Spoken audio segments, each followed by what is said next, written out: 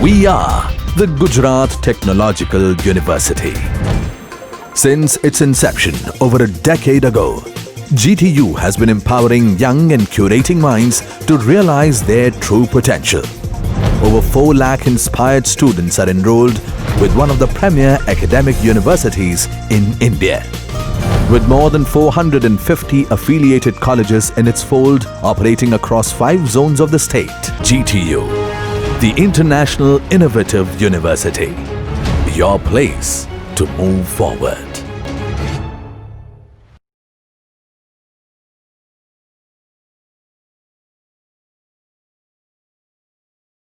Myself, Professor Arpita M. Patel, lecturer at Vallabh Polytechnic, Navsari, located in Gujarat. The subject name is Basic Electronics, and today I am going to explain Introduction of Transistor. As we all know that in modern electronic device, digital circuit is very important, and this digital circuit is possible by the transistor. So first you have to understand what is transistor. Transistor is an electronic device made of 3 layers of semiconductor material. Semiconductor material such as silicon and germanium that can act as an insulator and a conductor. Generally, we can use transistor as a switching device and as an amplifier device also. In transistor, there are 3 terminals are used to connect the external circuit. These 3 terminals are base, collector and emitter. For better understand these 3 terminals, we can take one example of water pipeline.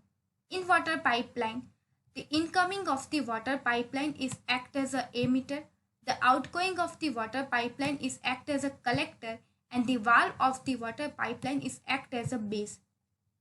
Now initial, when the valve is in closed condition, at that time there is no flow of water from incoming to outgoing. When the valve is in open condition, at that time there is a large amount of water flow from incoming to outgoing. Same principle is applied in transistor.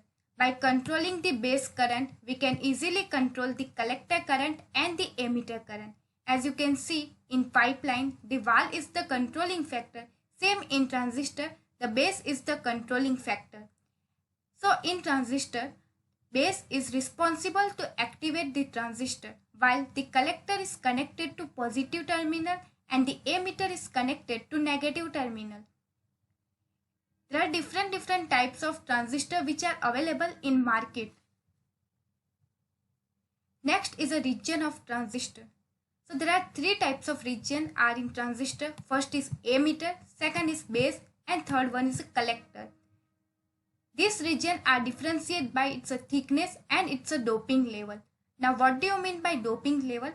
Doping level is an... Now what do you mean by doping? Doping is nothing but a small type of impurities which are added in semiconductor device such as a pentavalent and trivalent. As you can see in figure, the emitter, base and this one is collector. The thickness of the emitter is larger and it is a highly doped. As you can see, the thickness of the base is small, so it is a lightly doped. And the thickness of the, as you can see, the thickness of the collector is larger than the emitter and it is a moderately doped. Next is the types of transistor.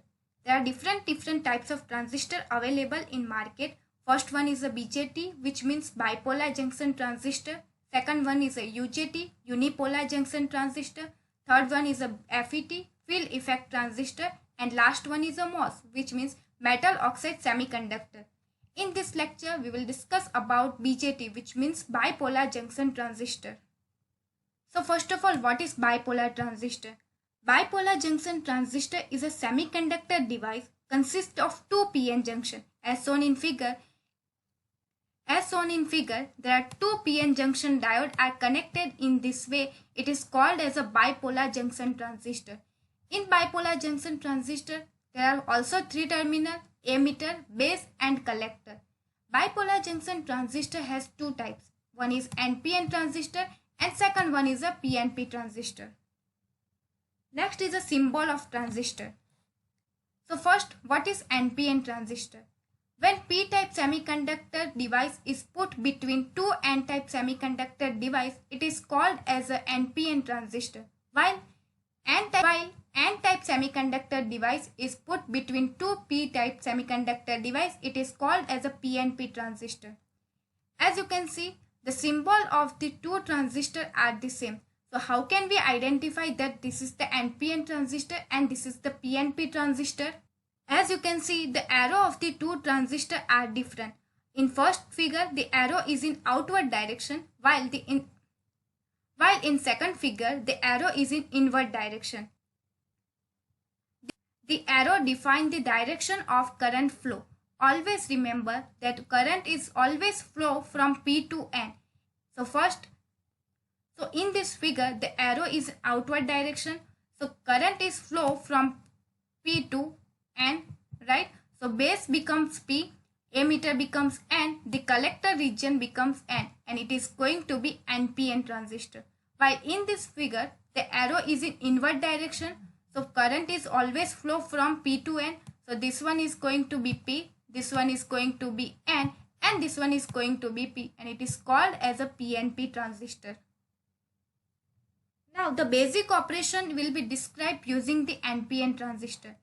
As you can see, there are two type PN junction is used. One is P plus N type junction and another one is N plus plus P plus type transistor. Two batteries are connected in this transistor. First is VBE and second is a VCB.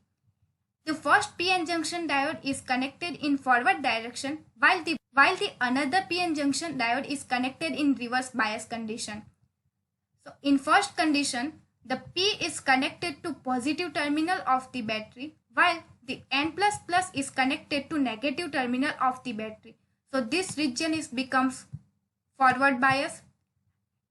In this region, N-type semiconductor device is connected to positive terminal of the battery and P-type semiconductor device is connected to negative terminal of the battery, and this region becomes reverse bias.